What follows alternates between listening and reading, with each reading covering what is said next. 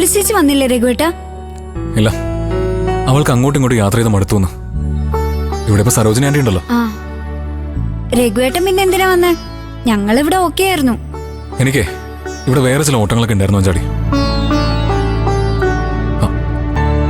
പിന്നെ അഞ്ചാടി അമ്മാന്റെ ഫോൺ ഇവിടെ വെച്ചിട്ടാ പോയത്. അതിൽ വേറെ ആരും വിളിച്ചില്ലല്ലോ അല്ലേ? ഇല്ലെന്നാ രഘുവേട്ട തോന്നുന്നേ. റിങ് ചെയ്യുന്നൊന്നും ഞാൻ കേട്ടില്ല. ഞാൻ എന്തായാലും നോക്കട്ടെ. ഇത് ചാർജ് ഇട്ട് വെച്ചില്ലായിരുന്നോ മഞ്ചടി? ഇല്ല. ആ, ഇതില് കോളൊന്നും വന്നിട്ടില്ല. 3 ദിവസം അമ്മ വിളിച്ചിട്ട്. എവിടെയാണോ എന്തോ.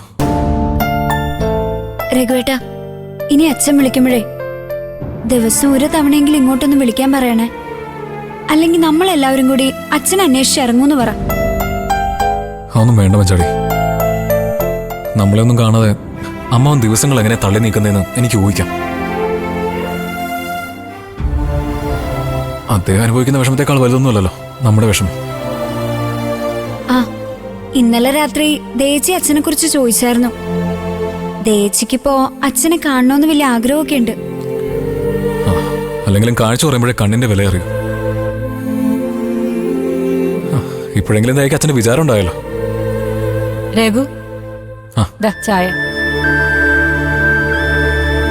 സരോജിനി ആന്റിക്ക് ഇപ്പൊ സ്വന്തം വീട്ടിൽ പോകാൻ പറ്റാത്ത അവസ്ഥയല്ലേ? കുറച്ചു ദിവസം കൂടെ അഡ്ജസ്റ്റ് ചെയ്യേണ്ടി വരും. അതൊന്നും കുഴപ്പമില്ല രഘു. മോളിപ്പോ അവളുടെ ഭർത്താവിന്റെ വീട്ടിലാ. പിന്നെ ഞാൻ തനിച്ചല്ലേ ഉള്ളൂ. ഇവിടെ ആകുമ്പോ മക്കളോട് മിണ്ടിയും പറഞ്ഞിരിക്കുമ്പോ ഒരു സന്തോഷാ.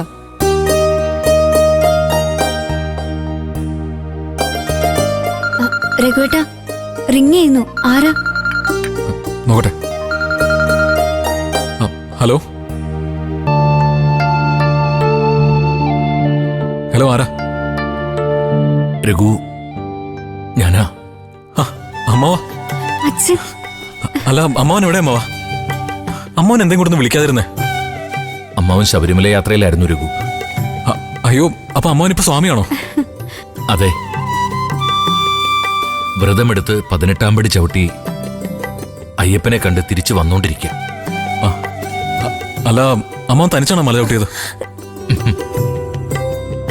മാലയിട്ട സ്വാമി ഒരിക്കലും തനിച്ചല്ലല്ലോ.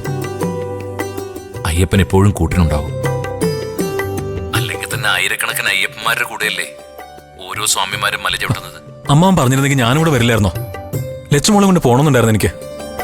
അതിനെന്താ, അടുത്ത മണ്ഡല വ്രതം എടുത്ത് അച്ഛനും മോൾക്കും പോവാലോ. അല്ല, അമ്മാനെപ്പോഴാ തിരിച്ചു വരുന്നേ? ഇവിടെ എല്ലാരും അമ്മാവനെ കാണാത്തതിന്റെ വിഷമത്തില. എനിക്കും ഇപ്പോഴൊന്നും സമാധാനമായത്. വീട്ടിൽ നിന്ന് ഇറങ്ങുമ്പോൾ തീരുമാനിച്ച യാത്രകളൊന്നും പൂർത്തിയാക്കാനായിട്ടില്ല. എന്നാലും ഞാൻ അങ്ങോട്ട് തിരിച്ചു വന്നോണ്ടിരിക്കുക. അയ്യപ്പൻ എന്നോട് കുടുംബത്തിലേക്ക് തിരിച്ചു പോകാൻ പറയുന്നത് പോലൊരു തോന്നൽ. അല്ല, അമ്മാവൻ ഏതമ്പലത്തിൽ വെച്ചാൽ മാല വരുന്നേ? ഞാൻ വണ്ടി അങ്ങോട്ട് വരാം. അത് ഞാൻ പറയാൻ രഘു. ബസ് ഇറങ്ങിയിട്ട് ഞാൻ ഒന്നുകൂടി വിളിക്കാം. ആ, ശരി. ഞാനിപ്പോ പഞ്ചരത്നത്തിലാ. ഇവിടെ ദയം മഞ്ചടിയൊക്കെ ഉണ്ട്. ബാക്കിയുള്ളവരൊക്കെ തറവാടി തന്നെയാ. അല്ല, അമ്മാവൻ എങ്ങോട്ടേക്ക് ആദ്യം വരുന്നേ? ഇറങ്ങിയത് പഞ്ചരത്നത്തിൽ നിന്നല്ലേ രഘു. വരുന്നതും അങ്ങോട്ട് തന്നെയാ. ആ, അമ്മാവന്റെ ഇഷ്ടം. ശരി രഘു, എന്നാ ഞാൻ വെക്കുക. കൂടെയുള്ള ഒരു സ്വാമിയുടെ ഫോണിൽ നിന്നാണ് വിളിക്കുന്നത്. ആ, പമ്പയിലെത്താനായിട്ട് ഇനിയുണ്ട് ഏറെ ദൂരം. ശരിയെന്നാ. ശരി മാ. രഘുവേട്ട, അച്ഛൻ എപ്പോ എത്തുമെന്നാ പറഞ്ഞേ? സമയം അറിയില്ല. എന്തായാലും അമ്മാവൻ പെട്ടെന്ന് തന്നെ പഞ്ചരത്നത്തിൽ എത്തും.